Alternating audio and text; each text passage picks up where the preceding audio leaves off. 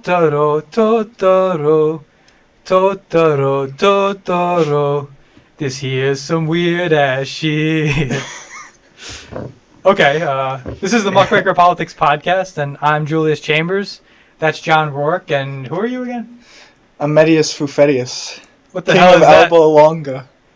That's in Rome, I think. Oh, It Roman. was. Now it's gone. R.I.P. Alba Longa.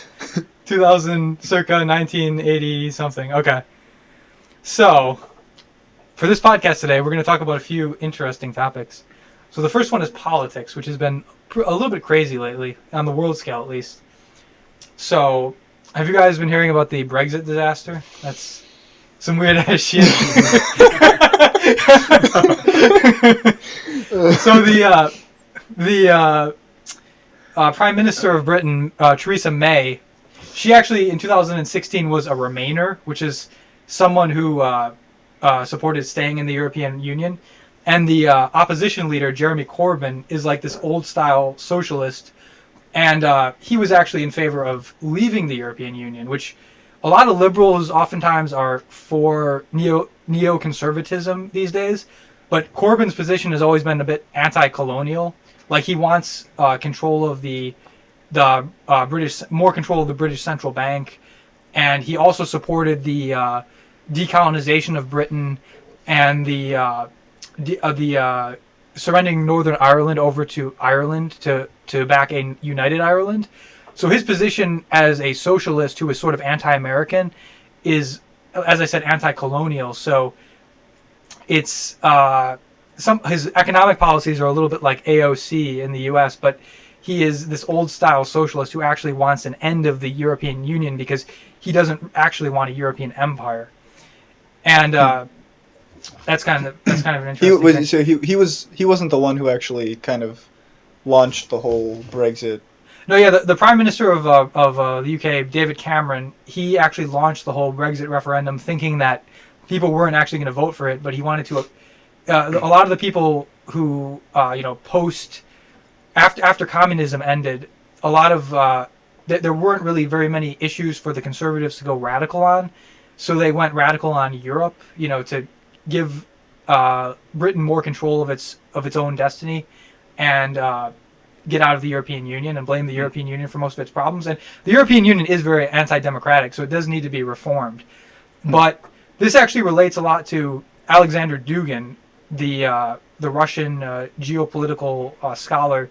His book, The Foundations of Geopolitics, which I think came out in 1998, actually predicted that Russia would, or that if the UK could be pushed out of the EU, then continental Europe could actually become closer to Russia, and maybe even China. I mean, we see that Italy is now joining on the Belt and Road Initiative with China to get closer to China, and that would fulfill a Duginist Eurasian Union proposal. And even Belarus is talking about joining Russia as part of the Russian Federation. So that would actually bring that into reality, and that was a book that was written now over 20 years ago. And the stuff in there may actually become a reality. But this whole Brexit thing is so messed up. They couldn't. A lot of the people wanted to stay. Most of the people in the parliament wanted to stay in, so they can't really. And there was really no definition as to what Brexit will look like. So essentially, April 12th will be the new exit date. But they were not able to approve Theresa May's deal because of the whole backstop thing with Northern Ireland, where essentially if Northern Ireland, or under the Good Friday Agreement with the whole troubles in Ireland, when that was put to an end, there's no customs checkpoints at the Northern Irish border with the rest of Ireland. So if Northern Ireland leaves the EU, that would put back a hard border potentially in between Northern Ireland and Ireland, which the people there don't want. So that's one of the main sticking points that they can't get an agreement on if the rest of Britain wants to leave the single market of the European Union and wants to renegotiate its own trade deals. So that's like, so probably what will actually end up happening is a soft Brexit, where essentially migrants from the EU will continue to go into Britain and back and forth, and Britain will probably still largely obey, at least when it deals with Europe, the rules of the single market, but they just won't have any representation in the EU. So honestly, it's good for EU nations, but it's not great for Britain if they want more control of their own, if their own economy. Yeah. And I'm actually, as a Italian, I'm actually eligible for European citizenship. I might actually get my European citizenship through my grandpa, even though I'm an American. And basically it's like, screw the UK. I don't really care about that as long as it benefits the EU or Italy. Like, that's probably better anyway. The people that voted for Brexit, like, what were they? What kind of deal did they want, or were they thinking would have been? Yeah. The people who voted for Brexit thought that there would be like, there was a lot of like Polish people coming in from the EU, so they wanted less migration and they wanted like more say in the EU, because the EU commissioner is like essentially appointed by the Commission, and there's very little say that the people have over it. So that absolutely needs to be reformed, and they were mad about that, and they were also mad because Britain traditionally has a lot of very democratic system of government where Parliament is sovereign, and nothing, including the courts, can even overrule Parliament. So they want it more like democracy and more and less migration. But if they leave the EU, they're probably just going to end up bringing in people from the Commonwealth nations like India anyway, which I would say that Poland in many ways is superior. Why would they not want these Polish people? I know they don't want their culture eroded, but still, it's better than maybe bringing in people from third world countries who are even less compatible with their culture, and they might even end up being a colony of the U.S. almost, because they may have to get closer to the U.S. or the Atlanticist powers if they leave the EU. Yeah. So I don't know. That's kind of. Well, the EU, I guess, will have to be redrawn essentially or reformed, right? Especially if Russia. Yeah. Aligns with it, right? I think over time the EU will get closer to Russia and China, at least the continental EU, and Britain will almost be just like a vassal state of the EU if the EU continues to survive. If it doesn't continue to survive and it's not reformed, there probably will be other countries that will leave it, and then those countries will have to forge their own alliances with or without Russia or France or Germany, and it could cause a lot of chaos, honestly. So that's the concern. But at the same time, those countries want their sovereignty, which I can understand. But in other news, as far as politics is concerned, Trump, I wrote an article on muckrakerpolitics.com, my site, about how Trump has been moving to the center. If you, and actually the Mueller Report just came out, which I didn't expect. This is Sunday, the day I'm recording this, and I didn't expect the Mueller Report to like ever come out until like the election, basically, to try to sabotage Trump. But the Mueller Report actually did come out, and they found that there was no Russian collusion, despite the fact that Trump was approached multiple times by the Russians for assistance or some sort of opposition research, which may or may not have been illegal. But they approached him several times, but there was still no collusion. And apparently the Russians, supposedly, this is what was alleged, they hacked the DNC server, and maybe they even I don't know why they would want to benefit Hillary. Maybe they thought that she was a weaker candidate. Maybe if that's why they did it. Maybe they thought that Bernie would be stronger against Trump if they actually hacked it. I don't even know. There's a lot of like bizarre conspiracy theories around this whole stuff. It could just be like intelligence gathering, right? Like data mine, international data mining kind of thing. China does that a lot just to for shits and giggles. No. Yeah. But yeah, the whole conspiracy theory that this whole investigation was based on was so bogus, because Trump never even he tried to build a Trump Tower in Moscow, but that didn't work out. So I guess he's not very good at colluding. And he also tried to went to a Miss Universe in Russia one time. But that's pretty much all that he did with Russia. I don't think he really has substantial ties to Russia. In fact, the special counsel Mueller and Hillary, when she was Secretary of State, both had to approve the Uranium One. That was a big story in 2015, I think, in the New York Times. The Uranium One purchase, where Rosatom, a Russian company that creates nuclear stuff for the country, they bought a lot of resources in the United States through a Canadian company in order to gain access to the uranium in the United States. And Hillary and Mueller, who I think was the FBI director at the time, both had to sign off on that. So people are speculating that might have been to cover their own asses. That's why they did that. I don't know for sure. But there's a lot of weird stuff with that whole investigation. I mean, the biggest threat to our country is Russians like sending memes over the internet to. That's right. That's right. And the thing is, like, the Russians hacking the election. There's a lot of states that have like these memes. dank memes. Yeah, there's a lot of states that have these like paper ballots. Like, there's no way you can hack a paper ballot. Like, Michigan is a swing state, and it uses paper ballots. Like, how are they going to hack that? You know? So, I mean, maybe a machine counts it, but I assume that the machine isn't like wired to Russia or whatever. So, I don't see how that could even happen in the first Chinese origami, like folding it the other way. Yeah, the Chinese are like. It's not Japanese.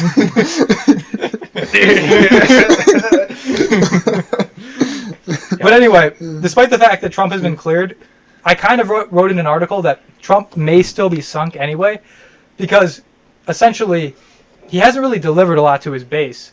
He's moving more to like the center and employing policies that are more, you know, George W. Bush or McCain style policies, even though he pretty much hates McCain. So, you know, people want guidance and economic nationalism in this like difficult time, when the economy is like no longer as prosperous as it was in the 90s and such, when you could just get like any job and it was so well paying.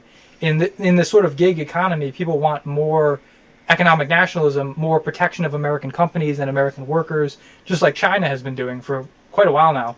Like, China even requires like a Chinese partner if you are a foreign company doing business in China, and they have high tariffs on companies coming into China and such. And they're a very homogenous nationalistic culture, and that's why they're doing well. So the U.S. wants more of that rather than just the old neoconservative foreign policy or the old neoliberal pro-big business policy, instead of looking out for small businesses. And I think that a lot of these memers that supported Trump in 2016, a lot of them are even starting to support this Andrew Yang, who is offering this $12,000 a year or $1,000 a month universal basic income, because I guess they feel that if the country's going to go to hell anyway, they might as well just get their bag or whatever they say. Yeah. So, I mean, there may be something to that policy, because if people can have extra money for emergency things like healthcare, or if they can almost have like a third income in their family, rather than just their crappy McDonald's job and their wife's crappy Starbucks job, they can have like a third income in there and maybe invest it or pay for their kids' school or healthcare or something like that. And it's kind of like the Alaska dividend. Alaska has an oil dividend that offers something similar to it. It offers, I think, $1,000 or $2,000 a year in funds with regard to from the state's oil profits, and that's something similar. And I think even a lot of like libertarians, surprisingly, actually support that. Ironically, because it actually protects small businesses from, because maybe if the VAT tax to provide the funds for this is implemented, some people will. Like a lot of chicks who shop online, it'll affect them, and maybe they won't shop at Amazon as much. Maybe they'll shop at a small business because the VAT tax won't apply to that small business.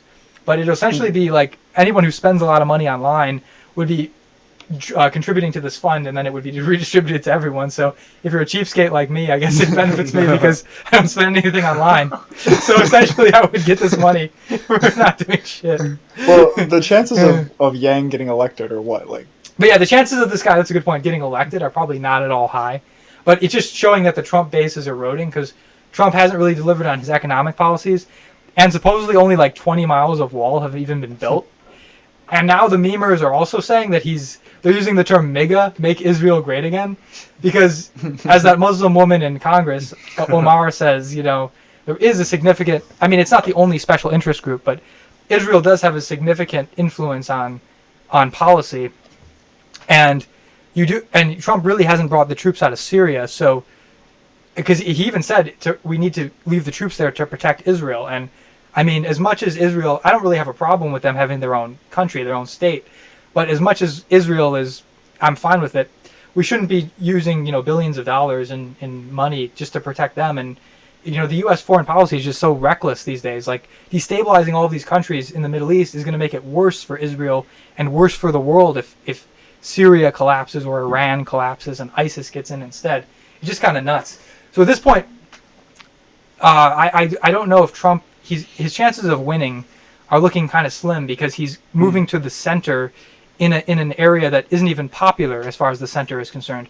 He's moving to the center in the sense that he is trying to appeal to these socially liberal economically libertarian types, and there isn't much of a base for that type of person. So the only way that I think he wins is if this Starbucks former CEO Howard Schultz runs, and he takes maybe 5 or 10% of the votes from like a Democrat, like say Bernie. In the spirit of Ross Perot. In the spirit of Ross Perot, except for the Democrats, which is how Bill Clinton won against George H.W. Bush. If something like that happens, then I think that could help him. If Trump was actually impeached, I think that would make him look good. So I think that could help him because that helped Bill Clinton in the 90s. So that'd be interesting. Yeah. Those are two possible ways that he could actually be reelected, because there is actually still a power of incumbency for any president who's running for reelection, but it's not really looking great for him as of late. So I don't have I'd probably vote for him again anyway if there's no better options, but I don't have a ton of faith in him being reelected. Whereas I was one of the few who said that he would be elected when everyone was saying he wouldn't be last time around. So, but I have a bad feeling about it. But anyway, the Republicans probably will still keep the Senate. But that's pretty much all I have to say about politics. As long as the Republicans keep Israel, that's the real important part. As long as they get the vote in Israel. Yeah. I heard Trump is actually more popular in Israel than in the U.S. And Netanyahu's actually running. Netanyahu's going to win like his 6th term in Israel because he's going to partner with even more right-wing parties that don't want, because the other side wants to get people out of the West Bank, and there's no way that the Israelis want that. But Trump is being featured on these billboards with Netanyahu for re-election. Well, yeah, going back to that MAGA term, I actually saw that searching the interweb in some past articles, that it was used like unironically like several months ago, like either in the Washington Examiner or like National Review, some neocon paper. It sounded like it was more unironic, when Trump was like he got the embassy and all that, and so it's been sort of reappropriated for more interesting uses. So it's kind of like the term intellectual dark web, which we now use in sort of a mocking way, but it was originally created by the New York Times. It seems like that, yeah. It was like the utmost propriety to to be a mega advocate, and now it's a little like shilling going on. Can it be MIGA? Yeah, I guess it could be. Micah? Is that in a book of the Bible? The Old Testament. From the Apocrypha? But anyway, away from that boring, sad stuff. So for current events and e-news, entertainment news, or basically potpourri, you could call it, I guess. Isn't it like a category in like checkers or crossword or something? I'm pretty sure it's just a collage, isn't it? Whatever. Yeah, it's like a food. No, not mixed really. bag. Potpourri e-news. Okay. So this story is interesting. Russia bans obesity. Yay! It's about time. The chicks are hot enough, but we need them a little bit. Man like Putin. Oh yeah, Putin. You want something to look at in the morning. Russia's health and consumer rights watchdog is considering drawing on Japan's experience in tackling obesity. I'm going to go to Japan pretty soon. That should be fun. Including finding citizens for large wastelands. I'll tell you guys what kind of wastelands they have over there. Japan made it illegal in 2008 for citizens between 40 and 74 years old to exceed the state-prescribed limit of 85 centimeters for male waistlines and 90 centimeters for female waistlines.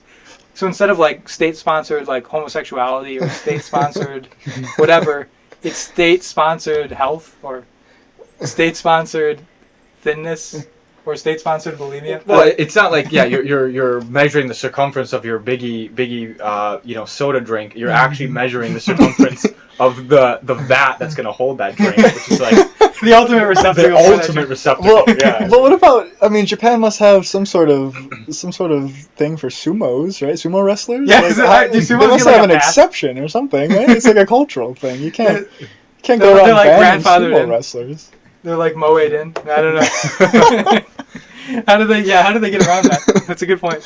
Well, they don't really have waist though, right? They have just like their bodies are so just like Jabba the Hutt, like they just kind of melting. They've exceeded a waist. Yeah, they've transcended the waist in the ways of Buddhism. And it says Russia is on a drive to reduce obesity and improve nutrition as part of President Vladimir Putin's national goals signed after his inauguration in May 2018, which included calls to ensure sustainable natural population growth. I want to go to Russia, by the way. I've read on the Rush V forum, the Rush guy, the pickup artist guy. I'm not really into that, but I've read on his forum that there's some pretty attractive women in Russia. So I definitely want to. When I get my EU citizenship, I'd be interested in going over there. Well, it's not part of the EU, but still. Yeah, well, I've heard- preemptive there. Yet. Yet showing some dreams there. Yeah. but I've heard that they're pretty thin, so I'm surprised by this whole obesity. Well, I don't know. Maybe thing. it's like before it's too late. Yeah, before it's like Yeah. they're just on the cusp of obesity. The plan's health and demography targets are partly overseen by Health and Consumer Watchdog Chief Anna Popova. Yeah. So according to a chart that was like with this article, it says surprisingly Russia has fatter chicks. It has fatter women than it has men, whereas the U.S. is about equal in chubbiness for both sexes. I mean, equal rights. Is that Come on. percentage though, Equality. or is that actual number? Because It's like it's like the percentage of men and women that were obese. The percentage of women that were obese was significantly higher than men were obese, and I think that's maybe because like men live a shorter period of time, and I guess when you're older you gain more weight. And what about the whole like 86% or there's 0.86 men for every one woman in Russia, like that huge. Oh yeah. So maybe it's I don't like know. the guys have to try a lot harder to After the collapse of the Soviet Union, everything like fell apart, which is why like the Prime Minister Yeltsin is so hated because he just like sold out the country to all these foreign companies, and like there was huge starvation and like massive like health problems and things like that, and it took a while for Putin to actually restore order and bring back the birth rate a little bit. But yeah, like men still there's like 20 million less men in Russia than there are women, although among the younger generations it's about equal. So yeah, maybe it's because of the fact that like men live shorter, they like die of alcoholism sooner. This is actually true. It's not even like a stereotype. They live shorter and there's like less of them, so maybe that like skews. That shouldn't really affect the rate of obesity, but like not that, really, like, I mean percentage wise, it shouldn't, but maybe they put on a better show or something, there. I don't know. Maybe it has something to do with it. But it says half of Russian deaths are due to a poor diet. So How is that even possible? Or what do you mean? They die because of what? I think it's like vodka and fat. So they I don't know what it just The Yakov Smirnoff diet. vodka and fat. I think it was just that like vodka until like 2016 was classified as like just any other food, but then now it was recently put into like its own category of being like a dangerous alcohol substance. Crisco with borscht. So half of Russian people are dropping dead because of what? Just a heart attacks or something? They're just like, oh, this is my last Big Mac. That's really hard to believe, actually. Yeah, so in 2018, Japan passed that law, re-educating. It was actually called like a re-education law for fatties. More like electroshock, or we can dream like that. And I think Make that jiggle. so. It measured that in centimeters, but it said it's a 33-inch waist for men, and a 35-inch waist for men, and a 33-inch waist for waifus. So the waifus have to be slimmer, and the men have to be. They can be a little thicker. So wait, what happens if you have to pay a fine if you don't? So yeah, you have to be like. It's like stop and frisk, except like stop and measure. Stop and feel. No, it's not. It's not really like quite like stop and frisk. But it's like if you go to the doctor, you're technically not supposed to be fat, and you get like a government healthcare. So like, I guess they like re-educate you, and they're like, hey, you're fat, and they like they send you to like a camp or something, or no, they send you to like a re-education camp. No, it's just like a class or something or like another doctor who like tells you what to eat to not be fat or something like that. But Japan is pretty. Don't eat fat. Don't eat pure fat. Like those Russians. So yeah, Japan actually has low obesity. So I mean, Except the sumos. except for sumos, we cleared that up before. He's got this thing. Sumo. So like, I guess it's working. So I'll when I go there, I'll describe how it is. It seems pretty. It seems like it's a cool culture. So I'll see how chubby it is or how thin it is. We'll count the number of chubby people. And the interesting thing is like Japan is so like it's like a lot different than China, but a lot of the other cultures in Southeast Asia are like becoming more similar to China because China is like essentially colonizing them. Yeah. So Japan is truly like one of the few unique cultures in Asia. So I'm interested to visit that. But anyway, thank you Japan for banning obesity. Thank you. Could you guys please thank? Arigato gozaimasu. Thank you Japan. Arigato. Okay. The next title. This isn't the actual title, but basically to summarize, a baby was born. This is Babyception. a story about a baby within a baby in its uterus. So, a baby was born with its twin in its uterus. Not to be confused with the Great Stone Baby of 2018. That was a weird thing where, like, there was this baby that was in this woman's womb in, like, this Ooga Booga country, Morocco. And essentially, it was... She didn't want it to, like, it died in the womb, but she was scared to, like, get it out of the womb because, like, there wasn't modern medicine back, like, 60 years ago when she had this kid, was going to have this kid. So this kid just stayed in her belly, like, for years, and it, like, actually, like, atrophied, or what? How do you describe that? It, like, I think it was voodoo conjuring that turned it into stone. It basically, like, turned to stone in her womb. No, but it was a calcification process, I think. So essentially, it was like, you know, deposits of mineral were essentially accruing to it, and it kind of just turned into, like, this is some weird ass shit. Yeah, So sedimentary rock or something. I know they call it stone, but like, would it actually be more like bone? Yeah, it'd be more like. It would be like a. Yeah. Ew. Yeah, I don't know. So now like we an have exoskeleton. episode 2, Attack of the Clones, where there's another thing like this, except the baby was born with her own twin growing inside of her. That was actually the title. A baby was born with her own twin growing inside of her. It sounds more like a description. That doesn't really sound like the title. But anyway, I'll read a little bit about it. In February, doctors in Colombia delivered a baby girl whose twin was stuck inside her abdomen and still growing. The New York Times reports that the child is doing well after the successful removal of her parasitic twin, which was partially developed but lacked a heart or brain. The phenomenon where someone carries a twin inside them is called fetus in fetu. Sounds Latin. It is. It happens in approximately 1 in 500,000 births. Experts think that this is when fetus in fetu happens.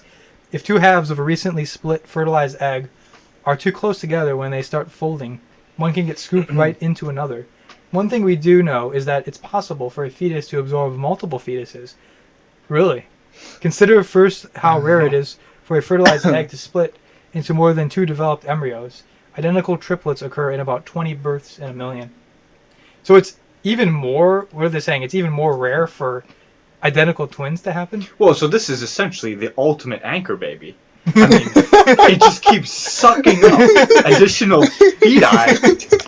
So, like, you get dual citizenship if you have one with one in it? I mean, you can have one child, but it has 20,000 children within it. I mean, this is the ultimate legal weaponized, loophole. essentially. Yeah, I mean, this is like... China's going to start sending these over. And then you have, like 3 inside Alex it. Jones's Chimera or something. Like, this is...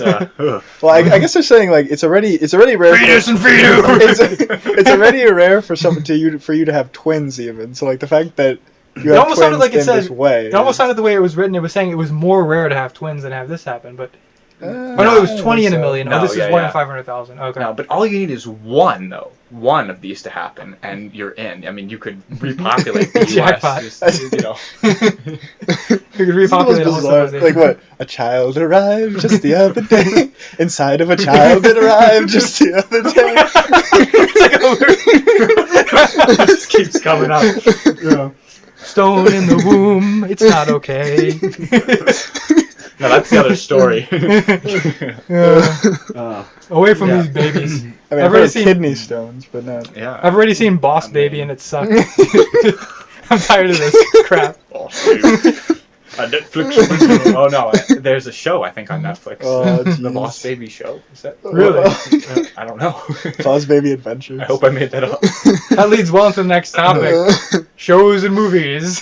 Shows and movies coming out in the next, year or so. Yeah. These are slim pickings, I swear. I mean, At this point, American TV is pretty much like screwed. Like, even anime, which is a freaking cartoon, is more creative than US TV. Like, occasionally there's still some good movies that come out every year, but like the TV just sucks. Like, all these shows like The Walking Dead, they start out good. I was watching that Gotham show about the young Batman for a while, and then it just sucked. Like, it just like they just get so bad. Like these like perverted directors who are Me Too'd all the time, they can only think about like making like a good 1-hour movie or something. But like, What about Empire? Empire is so popular. That's another example. That show, like, I watched it for a while, and then it like supposedly got gayer and gayer, so it dropped more and more. Gayer. It dropped more and more in the ratings, but it was. I think it originally got like 20 million views at the beginning, and then it was like sliding. that was all the rage.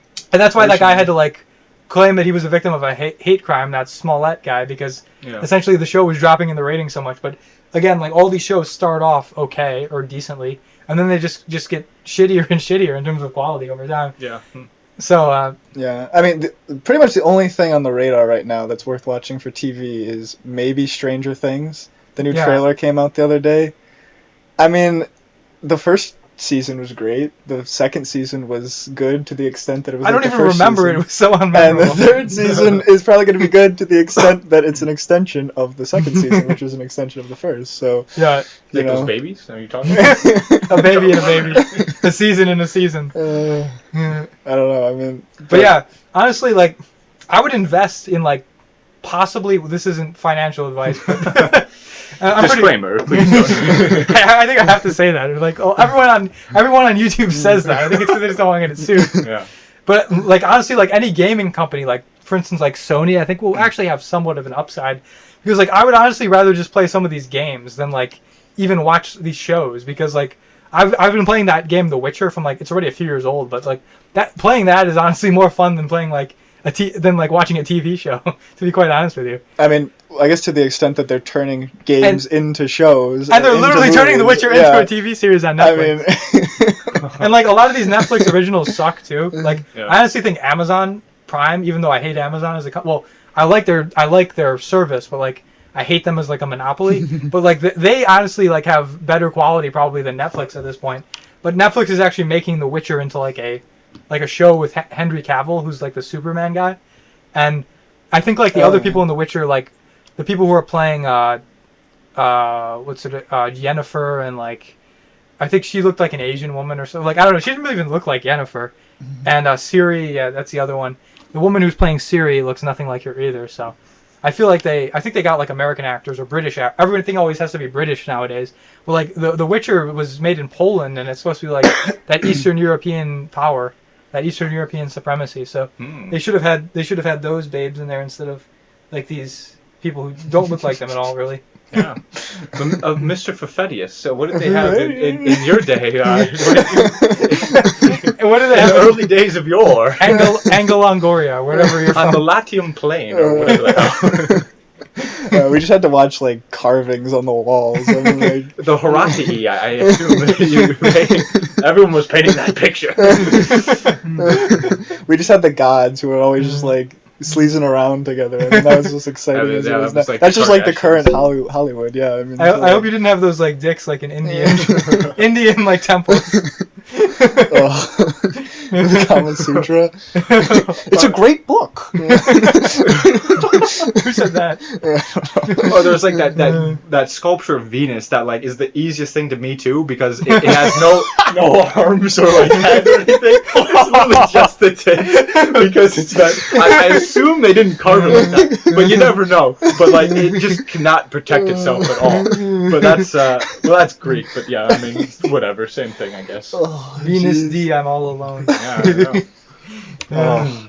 Anyway, can we talk seriously about Detective Pikachu? Oh yeah, that cartoon show is probably going to do so freaking well because every rated G movie does well because parents just want to like rated G movies consistently always do well because oftentimes they're cartoons, so they're made cheaper than other films oftentimes, and also like in the summertime. If it comes out in like May or June, parents just drop their kids off at the movies because they don't want to deal with them during summer vacation. So they just take them to take this freaking Detective Pikachu like 2, 3, 10 times. And they bring all their friends. And these movies make like probably close to like $1 billion nowadays. So Ryan Reynolds is also in this movie. And Ryan Reynolds... He is this movie. He's basically just this hot guy that tells jokes like I tell, but he can get away with it because he's like a hotter guy. And basically... Like the most impressive thing about him is he has like a shield against like the MPAA because like the Motion Picture Association, like a lot of his films have been rated R, like Deadpool and stuff, but they still do well because like he's in them. So like even though rated R movies don't historically do as well, like he's in them and he's just like haha hot guy funny.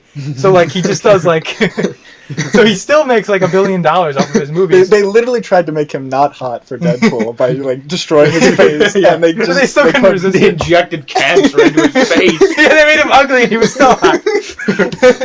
Well, like, the really good thing, I mean, the clever thing about Ryan Reynolds is that he has a pretty big like social media, YouTube sort of presence and stuff. does he really? So he released this video on YouTube, I think like a couple weeks ago, and it was like the quote unquote making of Detective Pikachu, and he explains how, I mean, it was a parody thing, and he brought his wife in there too and stuff, but he was like, I became this character. Like, I started walking around on all fours, and when I got the role, I was about to pick up my daughters from school, but I got the role and I said, Detective Pikachu doesn't have daughters. He doesn't know who these little girls are. He's not going to go to pick them up from school. And so I turned around and I went home, and then his wife comes on there and she's like, he left our daughters at home.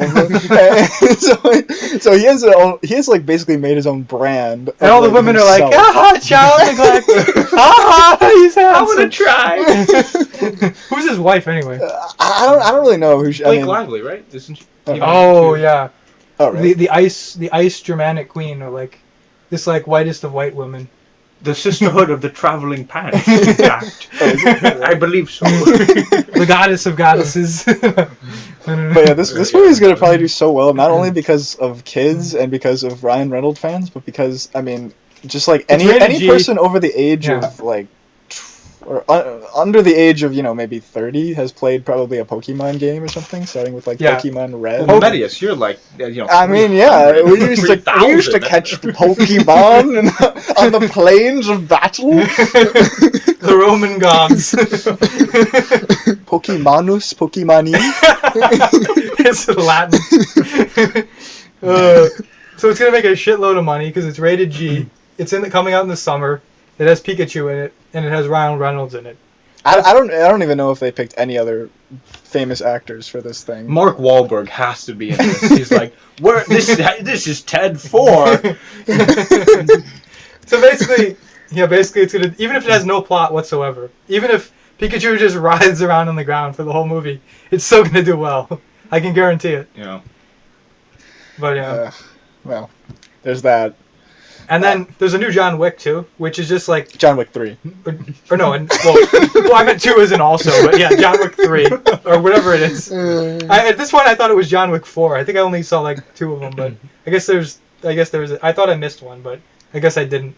Yeah. So I'll have to look forward to guns, knives, and more Asian guys going flying because that's usually what it is. Honestly, the first one was far superior than I expected. Yeah, I actually enjoyed it. It was fun. The second one, I think, was a little forgettable. I don't even know how much of it I saw, but the first one was definitely a quality. My uncle also loves it, so he's like sitting there. I went over his house before, and he was like sitting there and like uproariously laughing.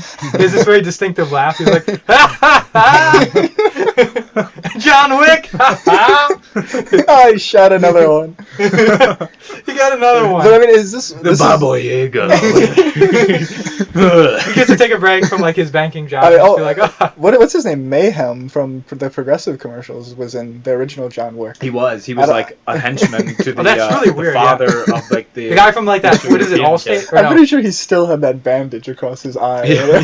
What commercial is that? Is that Allstate or is that? Wait, what is it? I don't know. I'm blanking. He's like, I'm Mayhem. Oh no, it's Allstate. Yeah, it's Allstate. Yeah, in good hands. Yeah. He's the guy who gets like destroyed by like cars and stuff. And you still have insurance. And this silky black guy's voice comforts you. Don't worry. But I mean, is this really all that we're gonna have to hope for in the near future? Just sequel after sequel. On YouTube, there was this. I didn't see it, but Mametis or whatever, Mansamusa, whatever your name is. It was telling me about Bear Grylls, how he reviewed this. He like looked at every like survival movie, like I think like Castaway, and like all these different survival films that have been made, and he was critiquing like their accuracy. Yeah, he was going through and saying. I mean, he was actually interestingly, he was saying that most of the Hollywood films depicted survival stuff pretty well. Like Tom Hanks making fire in Castaway. He said it once took him. He was like, you watch these movies and they make fire with sticks in like 3 minutes. Bear Grylls said it took him 12 hours to make a fire before. Oh my God.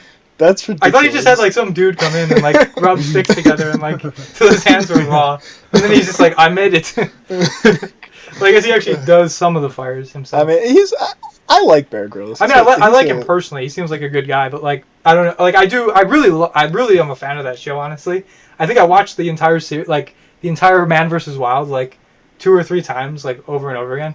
like over the course of several years. Yeah. But like supposedly he like scouts out the area first, and he like stays in a hotel or something. Yeah. I mean, it's just So- as real as Monster Quest, but just as entertaining, though, to be honest. It's like Bigfoot now. But wait, what did you say? He like one of the movies had a guy dying up on Mount Everest, and he actually saw the guy. When he was hiking so up there's, I think his name was Rob Hall, who was this pretty. He died, I think, age like 35, which is pretty sad. But he was a New Zealander who climbed Mount Everest, I think, 5 times or something like that. And I think in 1996 he took a group up there, and just, I don't know, because of delays and just different things, like he ended up freezing to death on top of the mountain, and like this movie depicts it.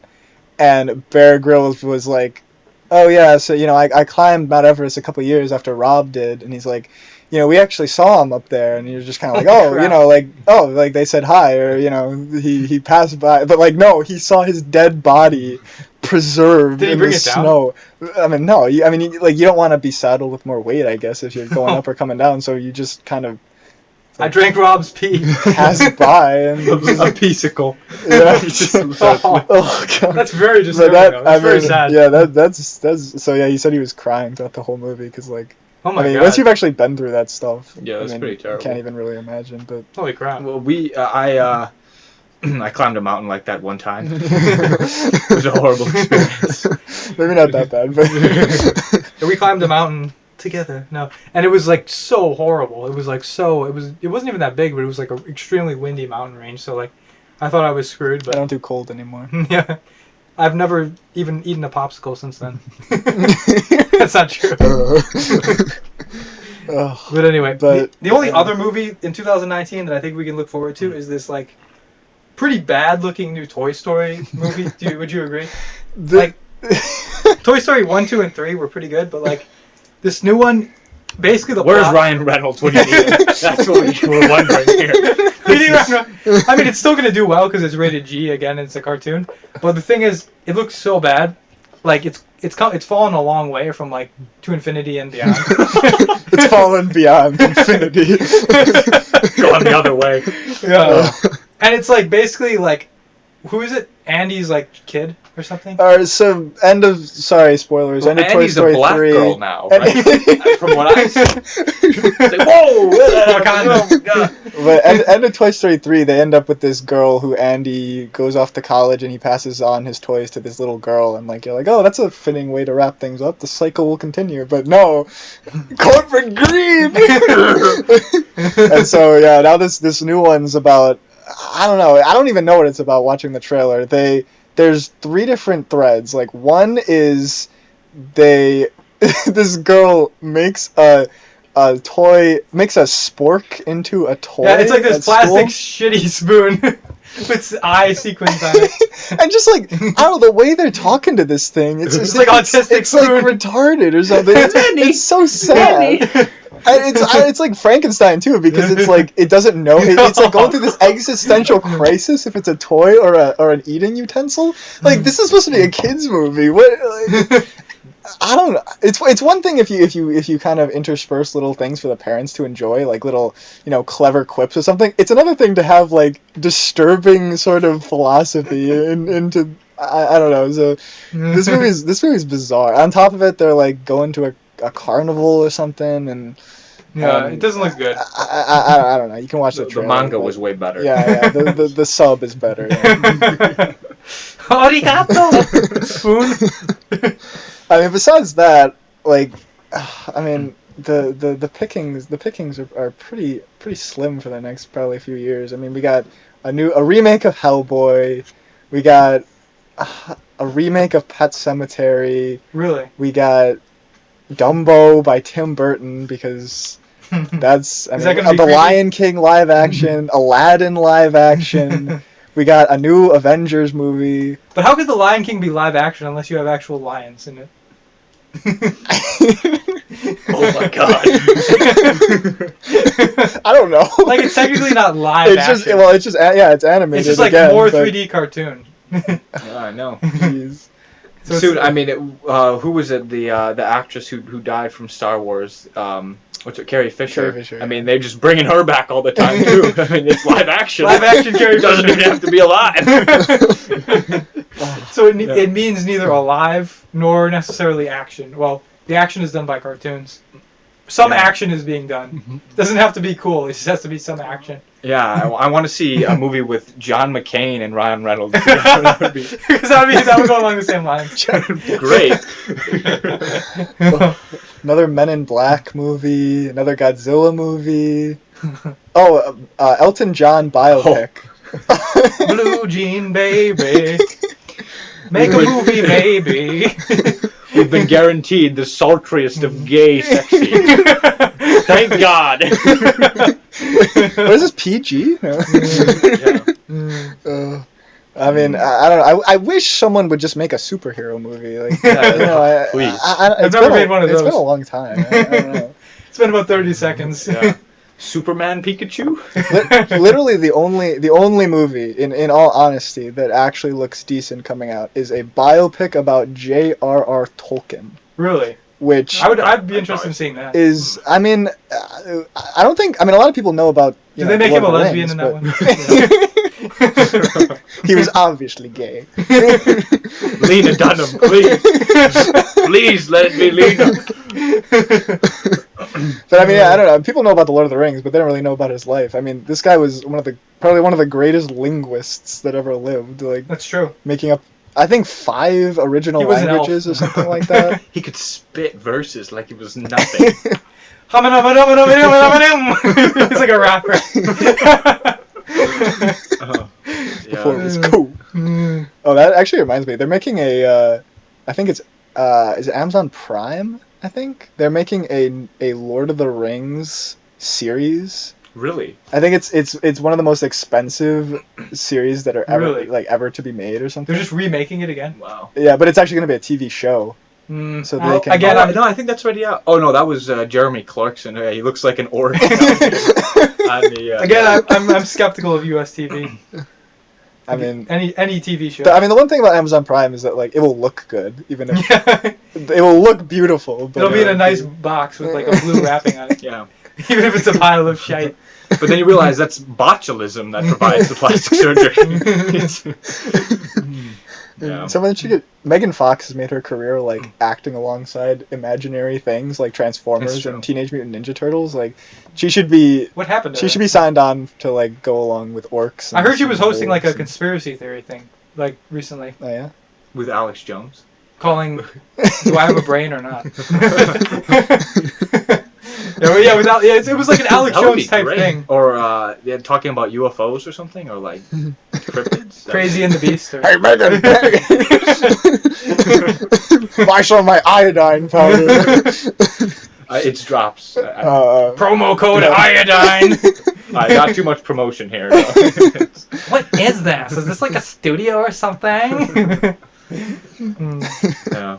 Where's Shia? Yeah, Yeah. Well, I don't know what happened to Megan Fox. But that's pretty much it for pretty much. cultural. Would you like to say anything else, sustenance. Muga, or whatever your name is? Mooga booga. It's Metias, by the way. Yeah. And yeah, I mean, I guess that's about it for me. PewDiePie, would you like to say something? Respect women. Women respect. All right. Make sure to follow Muckraker Politics. Go online, read some. Yeah, read my man. Yeah, read it. And yeah, wait for the next podcast, which hopefully will be soon. But just wait where you are, and it'll come. And now some more Totoro music. All right.